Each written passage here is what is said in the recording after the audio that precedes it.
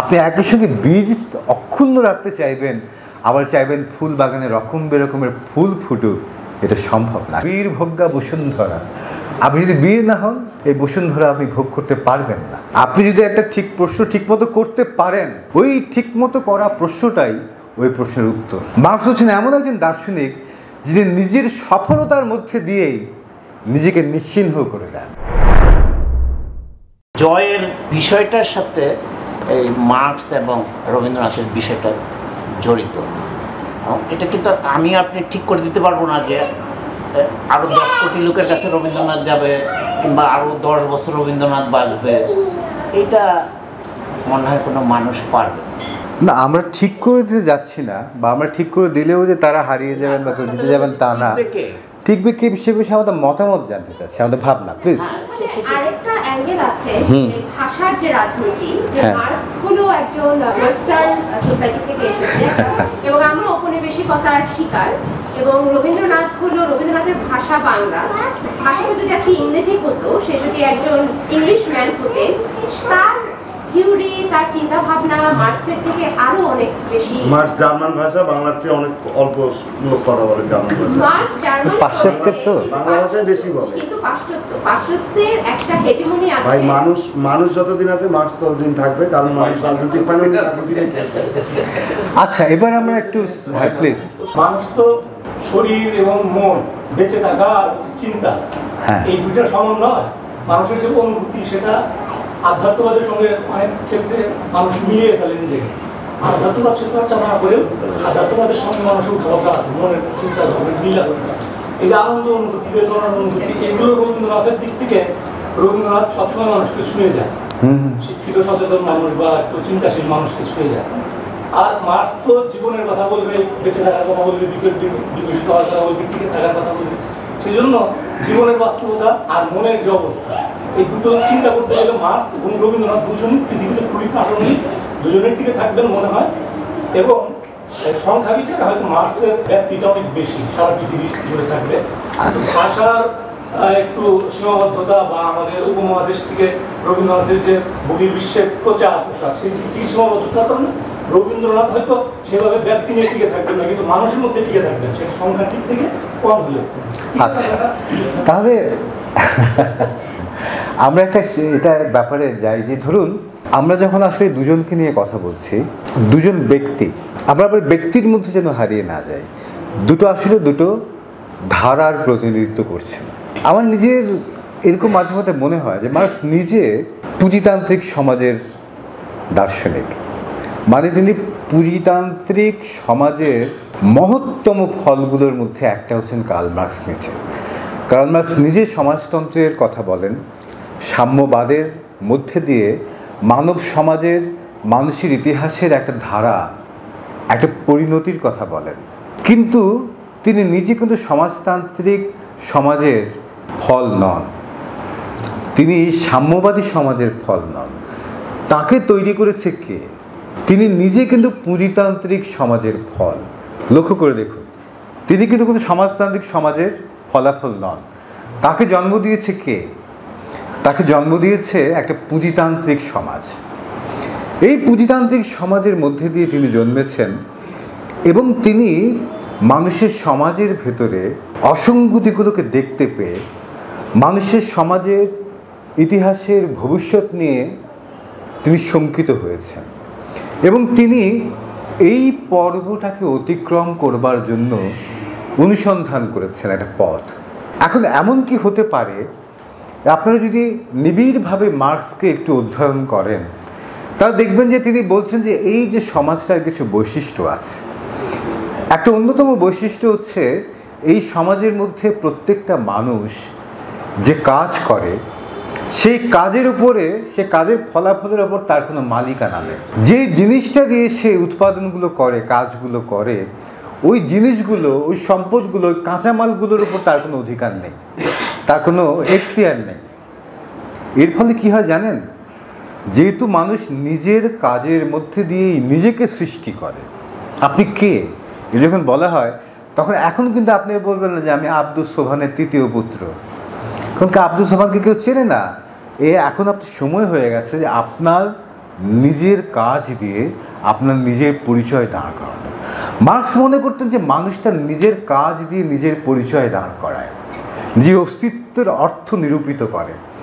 এখন এই কাজের মধ্যে যদি তার স্বাধীনতা না থাকে, ওই কাজের ফলাফলে তার যদি মালিকানা না থাকে, ওই কাজ সে করবে যে কাঁচামাল দিয়ে সেগুলোতে তার যদি কোনো অধিকার না থাকে, তাহলে মানুষের নিজের অস্তিত্বই সে নিজে হারিয়ে ফেলবে।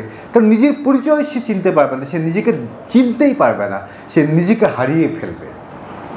এটা হচ্ছে মার্কসের পুঁজিতান্ত্রিক সমাজের ব্যাখ্যা করার মূল সূত্রগুলো হচ্ছে এইটা। এবং তিনি এই জায়গা থেকে পরিত্রাণের কথা যত না বলেছেন, লক্ষণীয়, মার্কস যত না এই সমাজ থেকে কি করে বের হবেন আপনি, ভবিষ্যৎ সমাজের কথা যত না বলেছেন, খুবই কম বলেছেন মার্কস ভবিষ্যৎ সমাজের কথা। তিনি তার চাইতে বেশি এই যে সমাজে আমি আপনি বেঁচে আছি এই সমাজটাকে ব্যাখ্যা করেছেন। কেন? ওই 26 বছর বয়সে marks on the Jews question নামে যে মানে ইহুদি সমস্যা প্রসঙ্গে যে তার ছোট বইটা 26 বছর বয়সে লিখেছিলেন, সেখানে উনি বলেছিলেন, কথাটা ইংরেজিতে খুব সুন্দর, to pose a question properly is the answer of the question itself. ঠিক মতো একটা প্রশ্ন করতে পারাই, ঠিক মতো করা একটা প্রশ্ন খোদ ওই প্রশ্নটার উত্তর। ভেবে দেখুন ব্যাপারটা, আপনি যদি একটা ঠিক প্রশ্ন ঠিকমতো করতে পারেন, ওই ঠিকমতো করা প্রশ্নটাই ওই প্রশ্নের উত্তর। তার মানে প্রশ্ন করা কিন্তু সহজ কথা না। তো মার্কস শুধুমাত্র তার সমকালীন সমাজটাকে ব্যাখ্যা করে বুঝতে চেয়েছেন এবং এই বোঝার মধ্যে দিয়ে তিনি ভবিষ্যতের কথাও যত না বলেছেন, আমাদের বর্তমানটাকে বোঝার চেষ্টা তার সমস্ত কাজের মধ্যে, গবেষণার মধ্যে সবচাইতে প্রবল। এই জায়গা থেকে যদি দেখি, তাহলে মার্কস হচ্ছেন একজন পুঁজিতান্ত্রিক সমাজের মধ্য থেকে জন্ম নেয়া একজন দার্শনিক, রাজনীতিবিদ, সমাজতাত্ত্বিক, নৃতত্ত্ববিদ, আরও বহু কিছুই বলতে পারেন। এখন একজন ডাক্তার যত ভালো চিকিৎসা করবে তত কি হবে বলেন তো? পরিচিত হবে, মানে সে তত আরো বিজ্ঞ চিকিৎসক।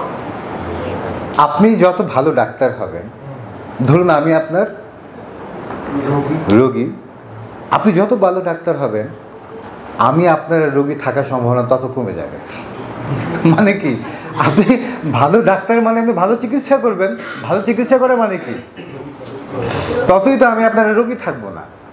যে একটা ওকালতি দিনের গল্প আছে না, যে এক ছেলে, তার বাবাও উকিল, সেও ওকালতি পাশ করেছে, পাশ করে সে প্রথম দিন কোর্টে গেছে, কোর্টে গিয়ে ফিরে এসে বলে, বাবা আমি তো আজ কাজ করলাম একটা। তো বলছে কী কাজ? তুমি একটা মামলা 23 বছর ধরে শেষ করতে পারো না, ওই 23 বছর ধরে পুরনো মামলা, 23 বছরের পুরনো মামলা বাবা তুমি শেষ করতে পারো না, অমুক সাহেবের মামলা, আজকে আমরা ফয়সলা করে দিয়ে আসলাম। বাবা এসে ঠাস করে আমরা বললো, হারাম যাবে, এই মামলা দিয়ে আমি তোর স্কুল পড়ালাম, কলেজ পড়ালাম, তোরা ওকালতি করলাম, সংসার চালালাম, তুই আজকে মামলাটা শেষ করে দিলি। তার মানে কি হবে, আপনি মামলা শেষ করে দিতে হবে না, আপনি ভালো উকিল হলে মামলা থাকবে না। ঠিক তেমনি আপনি যদি ভালো ডাক্তার হন, আমি আপনার আর রোগী থাকবো না। আমি যদি দীর্ঘদিন আপনার রোগী থাকি, তাহলে কি বুঝতে হবে, যে আপনি আসলে আমার রোগ পুষে রেখে আপনার ছেলেকে বড় করছেন। সুতরাং আমি যত ভালো ডাক্তার হব, তত আপনি আর আমার রোগী থাকার সম্ভাবনা কমবে, তাই তো? ঠিক তেমনি মার্কস যদি পুঁজিতান্ত্রিক সমাজের থেকে জন্ম একজন ব্যক্তি হন এবং তিনি যদি পুঁজিতান্ত্রিক সমাজটাকে অতিক্রম করে যাওয়ার জন্যই আমাদেরকে পথ দেখিয়ে থাকেন, তাহলে এই পুঁজিতান্ত্রিক সমাজের পর্বটা পার হয়ে যাওয়ার পর প্রকৃত অর্থে রোগীর অসুখ ভালো হয়ে যাওয়ার পর যেমন আর ডাক্তারের দরকার থাকে না, ঠিক তেমনি পুঁজিতান্ত্রিক সমাজের পর্বটা পার হয়ে গেলেও প্রকৃত অর্থে মার্কসের আর প্রয়োজন থাকার কথা নয়। মার্কস হচ্ছেন এমন একজন দার্শনিক যিনি নিজের সফলতার মধ্যে দিয়েই নিজেকে নিশ্চিহ্ন করে দেন, নিজের সফলতার মধ্যে দিয়ে তিনি নিজেকে নিশ্চিহ্ন করে দেন। একটা চমৎকার কবিতায় বলে যে, মিলা দে আপনি হস্তি কো কে খাক মে মিলকর হি দানা গুলে গুলজার হতা হ্যায়। নিজের অস্তিত্বকে মিলিয়ে দাও, নিজের অস্তিত্বকে মিলিয়ে দাও। ওই যে বীজ দেখতে পাচ্ছ, সে বীজ মাটির মধ্যে বাগানে মিশে গিয়েই ফুল বাগানকে চিত্র বিচিত্র রঙিন ফুলে ফুলে ভরিয়ে তোলে।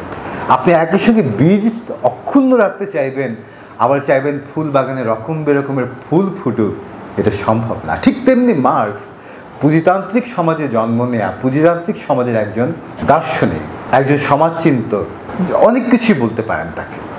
পুঁজিতান্ত্রিক সমাজটা যখন পার হয়ে যাবে তখন আসলে আর মার্কসের কোনো প্রয়োজন থাকবে না। ভেবে দেখুন, রবীন্দ্রনাথের একটা চমৎকার গান আছে যে, বধূ তোমায় করব রাজা তরু তলে, বন ফুলের বিনোদ মালা দেব গলে, সিংহাসনে বসাইতে হৃদয় খানি দেব খুলে, অভিষেক করব তোমায় আঁখি জলে, বধূ তোমায় করব রাজা তরু তলে। এখন এই যে তরুতলের কথা বলছেন রবীন্দ্রনাথ, লক্ষ্য করে দেখুন এর মধ্যে কেমন যেন একটা সারল্য আছে। তিনি তার প্রিয়কে বলছেন তাকে তিনি স্বর্ণের সিংহাসনে বসাবেন না, তিনি তাকে বসাবেন কোথায়? তরুতলে, গাছের তলেই বসাবেন। বধূ তোমায় করব রাজা তরুতলে, বনফুলের বিনোদ মালা দেব গলে। তিনি তার মাথায়, তার প্রিয়র মাথায়, তার বধূর মাথায়, বধূর শিরে স্বর্ণের অজস্র মণি মাণিক্যে ভরা মুকুট পরাবেন না। কিসের মুকুট পরাবেন? বনফুলের বিনোদ মালা। বিনোদ শব্দটা কি সুন্দর শব্দ দেখুন। নন্দর সঙ্গে যার সম্পর্ক, আনন্দের সঙ্গে যার সম্পর্ক, প্রফুল্লতার সঙ্গে যার সম্পর্ক, এর সম্পর্ক বহুমূল্য রত্ন খচিত মুকুটের সঙ্গে নয়। এজন্য বনফুলের বিনোদমালা। যে নগরের সঙ্গে যে রাজার সম্পর্ক, সেই নগর গড়ে ওঠে অরণ্যকে ধ্বংস করে দিয়ে। রবীন্দ্রনাথের প্রিয়কে তিনি সেই নগর সৃষ্টি করা অরণ্যকে ধ্বংস করে তার মধ্যে স্বর্ণের বহু মূল্য রত্ন খচিত সিংহাসনের মধ্যে তার প্রিয়কে বসাবেন না। তিনি তার প্রিয়কে কোথায় বসাবেন? তরুতলে। মাথায় কি দেবেন? স্বর্ণের মুকুট নয়, বনফুলের বিনোদমালা। সিংহাসনে বসাইতে কি করবেন তিনি? সিংহাসনে বসানোর বদলে হৃদয় খানি দেব খুলে। আমি তাকে সিংহাসনের বসানোর বদলে আমার প্রিয়কে আমার হৃদয়টা খুলে দেব। সে হৃদয়ের মধ্যে সে তার আসন নেবে। অভিষেক করব তোমায় আঁখি জলে। অভিষেক করার জন্য পবিত্র বাড়ি সিঞ্চন করা হয় রাজাকে, অভিষেক করার জন্য। রবীন্দ্রনাথ তার প্রিয়কে কোথায় বসাবেন? কিসের সিংহাসন? হৃদয়ের মধ্যে বসাবেন। সে হৃদয় তো রত্নখচিত স্বর্ণের সিংহাসন নয়। সে হৃদয়ে বসাতে হলে যে রাজাকে হৃদয়ে বসাতে হয়, যার গলায় বনফুলের বিনোদমালা দিতে হয়, তার মাথায় দেওয়ার জন্য বনফুলের বিনোদমালা গাঁথবে রাখনি। তাকে অভিষেক করতে হলে পবিত্র জলের বদলে মাথায় সিঞ্চন করতে হয় কি? অভিষেক করব তোমায় আঁখি জলে। চোখের জল দিয়েই এই রাজাকে অভিষিক্ত করতে হয়। যে রাজার সিংহাসন কোথায়? কোথায় রাজার সিংহাসন? হৃদয়ে। সিংহাসনে বসাইতে হৃদয় খানে দেব পেতে, অভিষেক করব তোমায় আঁখি জলে। এই যে অনুভূতিগুলোর কথা ভাবুন, এই অনুভূতিগুলো কিন্তু হাজার বছর আগেও ছিল।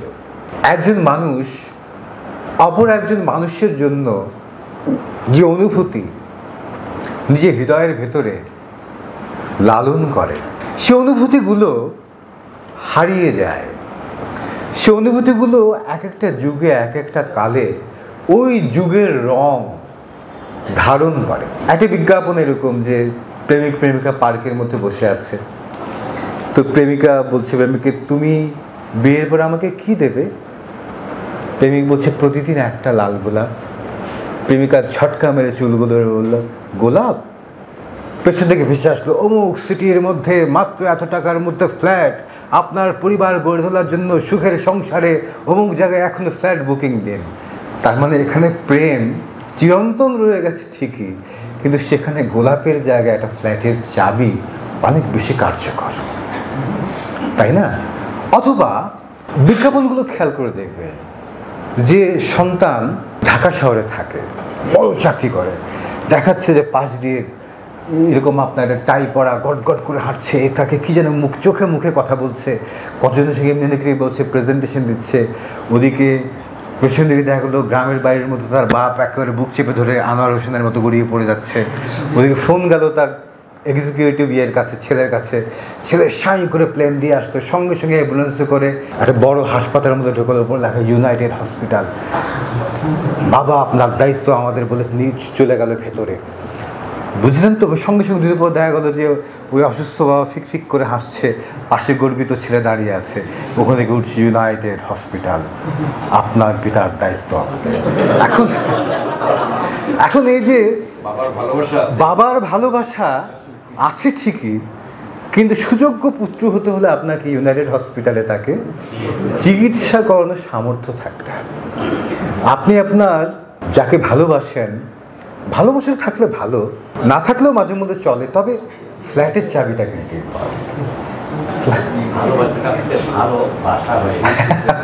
মানে মাঝখানে গ্যাপ হয়ে গেছে, একটা দুটোর মাঝখানে এক শব্দ দুটো হয়ে গেছে। আমি যেটা বলতে যাচ্ছি, ওই আবেগটা রয়ে গেছে, ভালোবাসা আছে পিতার প্রতি পুত্রের, পুত্রের প্রতি পিতার ওই যে আবেগ, অনুভূতি, ভালোবাসা রয়ে গেছে। কিন্তু প্রত্যেকটা কালে সেই ভালোবাসাগুলোকে মাপবার কিছু প্যারামিটার থাকে। এককালে কি ছিল? এককালে নাইট, মধ্যযুগের নাইটটা ইউরোপে ঘোড়ায় চড়ে আসবে, এসে শত্রু টত্রু দমন করে তার প্রেয়সীকে ঘোড়ার মধ্যে তুলে নিয়ে গিয়ে হই হই করে চলে যাবে, তাই তো? এবং সেই প্রাচীন সংস্কৃত প্রবাদের মধ্যে তো বলে বীর ভোগ্যা বসুন্ধরা। আপনি যদি বীর না হন, এই বসুন্ধরা আপনি ভোগ করতে পারবেন না। তার মানে অনুভূতিগুলো থেকে যায়, কিন্তু যা যুগে যুগে কালে কালে তার অর্থগুলো পাল্টে যায়। কিন্তু যখন রবীন্দ্রনাথ বলেন যে বধূ তোমায় করব রাজা তরুতলে, বনফুলের বিনোদমালা দেব গলে, সিংহাসনে বসাইতে হৃদয়খানি দেব খুলে, অভিষেক করব তোমায় আখি জলে, বধূ তোমায় করব রাজা তরুতলে। তখন এই যে এক একটা যুগের মধ্যে দিয়ে ভালোবাসার উপরে যে ধুলোগুলো পড়ে, প্রলেপগুলো পড়ে, সেই প্রলেপগুলোর বাইরে একটা নতুন রকমের চিন্তা বারবার এসে ঝেড়ে দিয়ে বলে আমাদের চোখের সামনে রেখে যে দেখো, যতই তুমি বলো না কেন, যতই তুমি তোমার প্রেমের উপরে গোলাপের চাইতে ফ্ল্যাটের চাবি যতই মূল্যবান মনে হোক না কেন, যতই পিতার প্রতি পুত্রের ভালোবাসা, ইউনাইটেড হসপিটাল অথবা আর কি ভালো হসপিটাল আছে কে জানে, সেখানে যাওয়ার সামর্থ্য আমার নেই। আমার পিতা গত হয়েছেন, ফলে তিনি সেই তার প্রতি আমার ভালোবাসা আছে কি না সেই পরীক্ষায় তিনি আমাকে ফেলেননি। বললাম নির্ঘাত ফেল করতাম, ওই হাসপাতালে নিয়ে যাওয়ার সামর্থ্য তাকে আমার নেই। ফলে তাকে আমি ভালোবাসি কিনা এটা তো গুরুত্বপূর্ণ না, ভালোবাসার পরীক্ষায় তো আমি ফেল। ফলে যুগে যুগে এই ভালোবাসাগুলো এক একটা চেহারা দিয়ে থাকে।